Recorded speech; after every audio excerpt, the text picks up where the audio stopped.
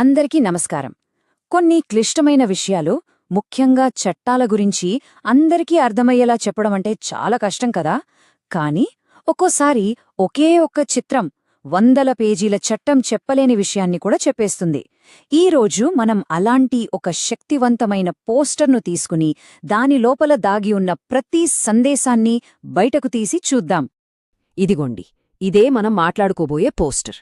ఇది భారతదేశ పోక్సో చట్టానికి సంబంధించింది. పైకి చూడ్డానికి ఇది కేవలం ఒక చిత్రమే కావచ్చు, కానీ ఇది ఒక దృశ్య గ్రంథం లాంటిది. ఇందులో ఉన్న ప్రతి చిహ్నం, అంటే న్యాయదేవత దగ్గర్నుంచి ఆ సుత్తి వరకు ప్రతీదీ ఒక కథ చెప్తుంది. మరి ఆ కథలోని ఒక్కో భాగాన్ని ఇప్పుడు మనం విడదీసి చూద్దామా?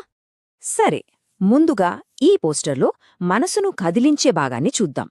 స్టాప్ చైల్డ్ అబ్యూజ్ అంటే బాలల దుర్వినియోగాన్ని ఆపండి అనే ఆ నినాదం, దాని పక్కనే ఉన్న ఆ ఎర్రటి చేతిముద్ర చూడగానే మన దృష్టిని లాగేస్తాయి కదూ. ఆ చిత్రం ఒక రకమైన అత్యవసర పరిస్థితిని, ఆ నొప్పిని మనకు కళ్లకు కడుతుంది. అసలు ఈ చట్టం ఎందుకు అంత అవసరం అనే ప్రశ్నకు సమాధానం ఇక్కడే దొరుకుతుంది. అవును, ఇంత తీవ్రమైన సమస్య ఉంది కాబట్టే దానికి స్పందనగా 2012లో పాక్సో చట్టం అధికారికంగా రూపుదిద్దుకుంది.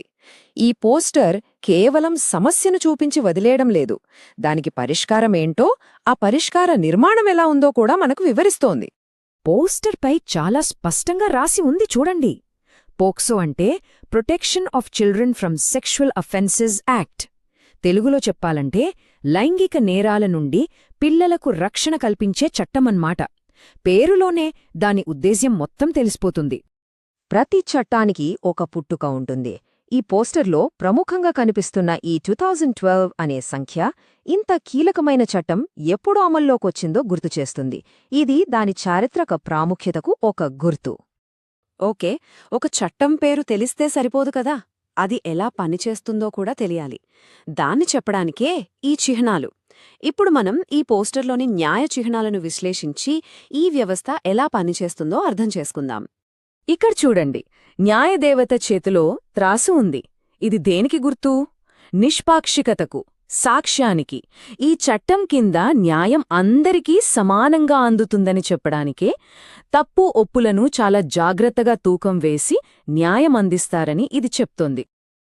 ఇక ఈ సుత్తి, ఇది న్యాయ వ్యవస్థ యొక్క అధికారాన్ని సూచిస్తుంది. పిల్లల రక్షణ కోసం తీసుకునే చట్టపరమైన నిర్ణయాలు ఎంత అంతిమమైనవో, ఎంత పవర్ఫుల్లో చూపిస్తుంది. ఈ సుత్తి దెబ్బతో న్యాయం అమలవుతుందని అర్థం.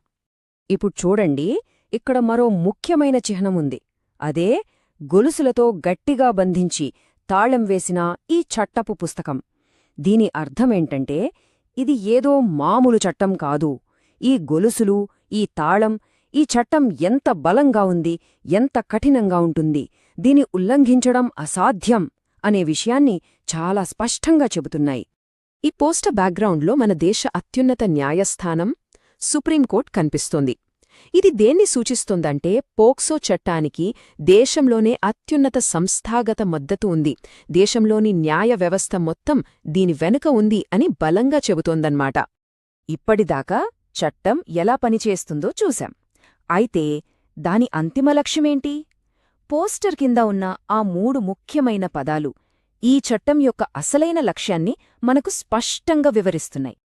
పోస్టర్ అడుగున ఉన్న ఈ 3 పదాలు ఈ చట్టం యొక్క ఆత్మలాంటివే.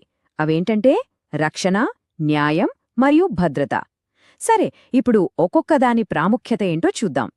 మొట్టమొదటిది, అన్నిటికన్నా ముఖ్యమైన సూత్రం రక్షణ. ఇది ఈ చట్టం యొక్క ప్రాథమిక కవచం లాంటిది. అంటే పిల్లలకు హాని జరగక ముందే కాపాడటం, ఒకవేళ జరిగినా వారికి పూర్తి సంరక్షణ కల్పించడం. ఇక రెండవ సూత్రం న్యాయం. ఎందుకంటే కేవలం రక్షణ సరిపోదు. చట్టం ప్రకారం నేరం చేసిన వాళ్లను బాధ్యులను చెయ్యాలి.